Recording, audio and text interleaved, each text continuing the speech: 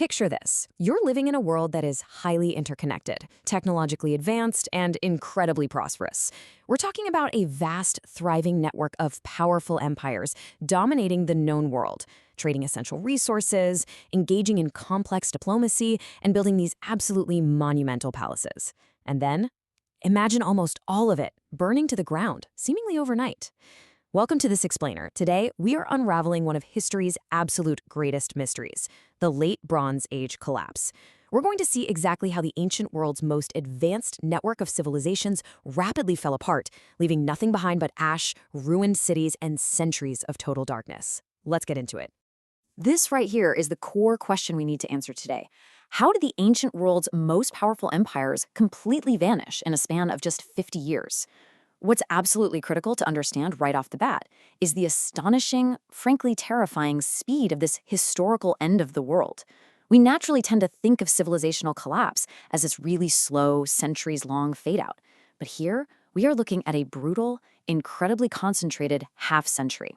And spoiler alert, we have to completely discard that Hollywood idea of a singular apocalyptic explosion. It wasn't just one big bomb that went off. It was a rapidly unwinding sequence of events that took down everything in its path.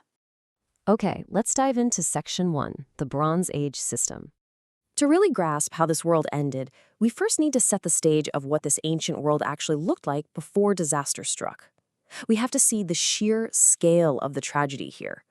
Starting around 1500 BC, we enter the peak of the Late Bronze Age.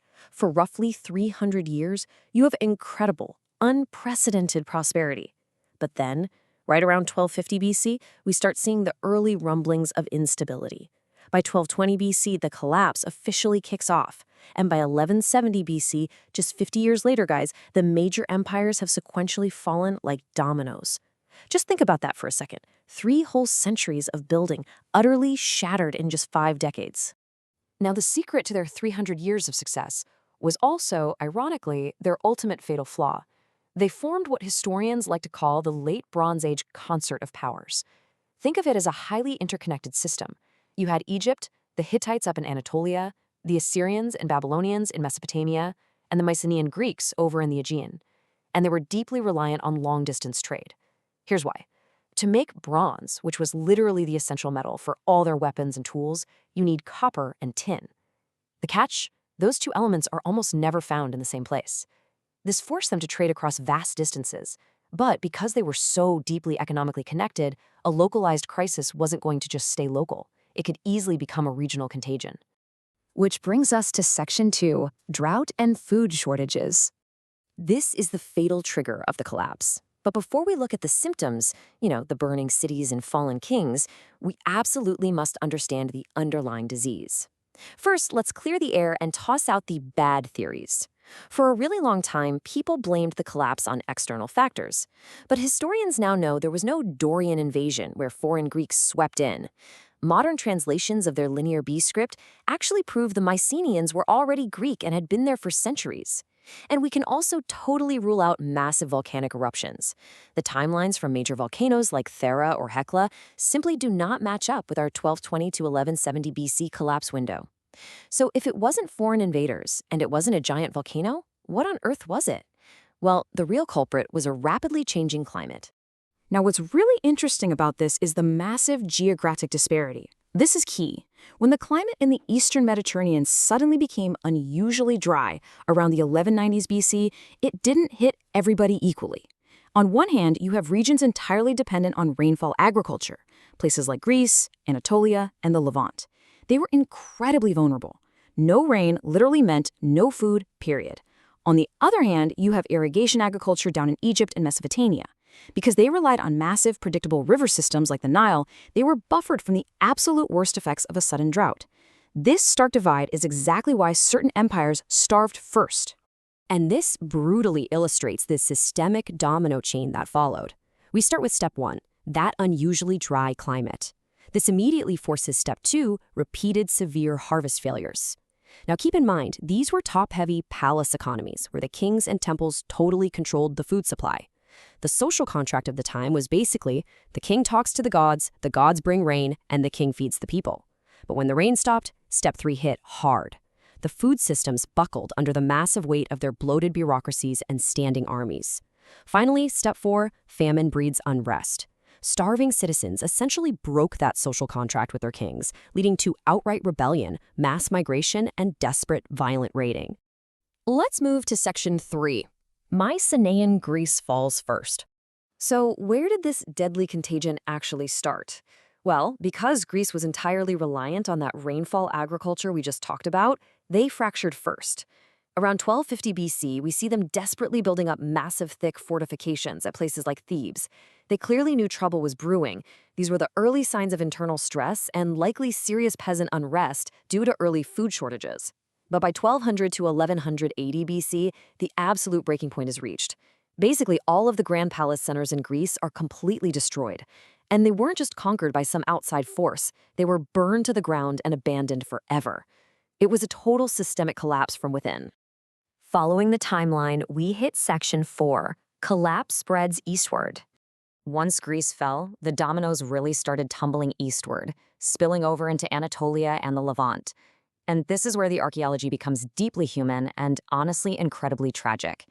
There's a desperate plea preserved on a baked clay tablet found in the ashes of the wealthy city of Ugarit, dating right to the 1190s BC. The local king is frantically begging his Hittite superiors for military reinforcements against unnamed threats. It just perfectly captures the sheer panic of the era. They knew the end was coming, and they were realizing that no one was coming to save them. Sure enough, the city burned shortly after this message was archived. And those Hittite superiors that Ugarit was begging for help? Yeah, they were already doomed themselves.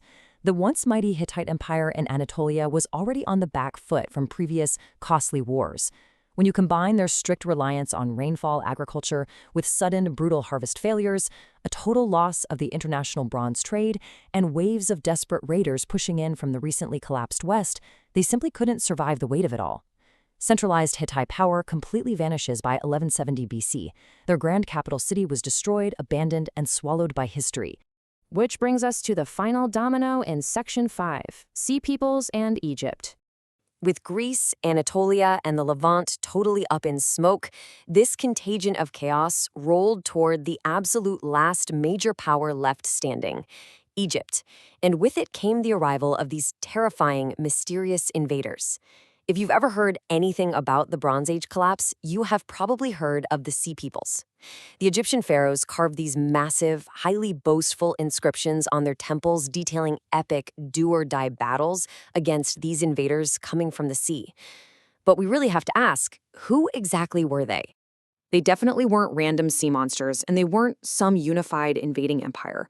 The Sea Peoples were highly likely a multi-ethnic coalition of armed climate refugees, displaced populations, and opportunistic raiders. Remember that domino effect we discussed?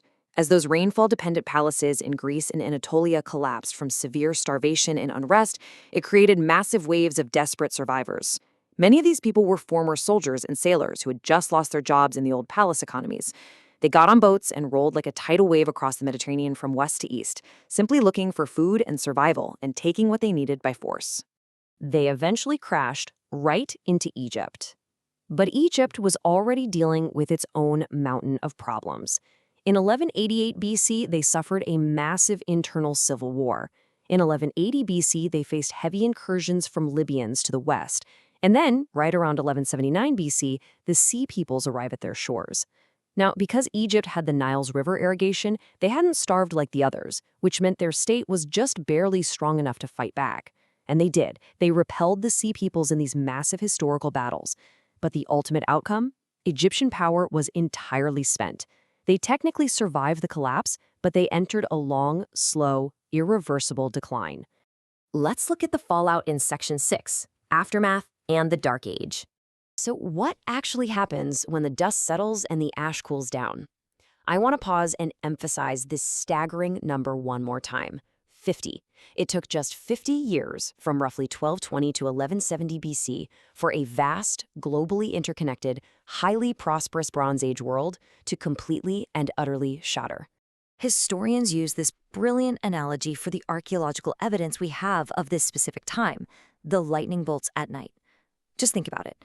When these desperate kings were writing their final, panicked cries for help on soft clay tablets, the invading raiders or their own rebelling peasants set their palaces on fire.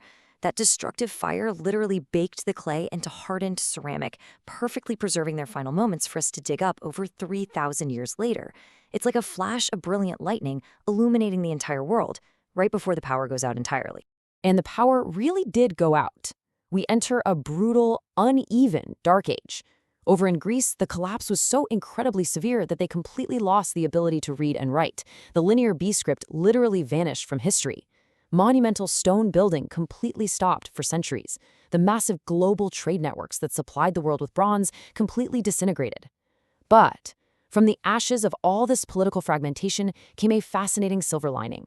This terrifying clean slate eventually allowed for entirely new ideas to take root. Without massive, oppressive kings controlling every aspect of life, smaller communities evolved into the Greek polis, the early city-state. And the forced adoption of iron democratized tools and weapons, fundamentally setting the stage for the classical antiquity we know today. Which leaves us with one final, deeply provocative thought to close out this explainer. The Late Bronze Age was a highly advanced, globally interconnected world heavily reliant on fragile supply chains. All it took was a shift in climate, resulting in severe agricultural stress and food shortages, to topple it all in just 50 years. As we look around at our own modern, deeply interconnected global supply chains and our currently changing climate, we really have to ask, just how resilient is our own system? Are we as safe as we think we are? It's definitely something to chew on. Thanks for joining me on this deep dive, and keep asking questions.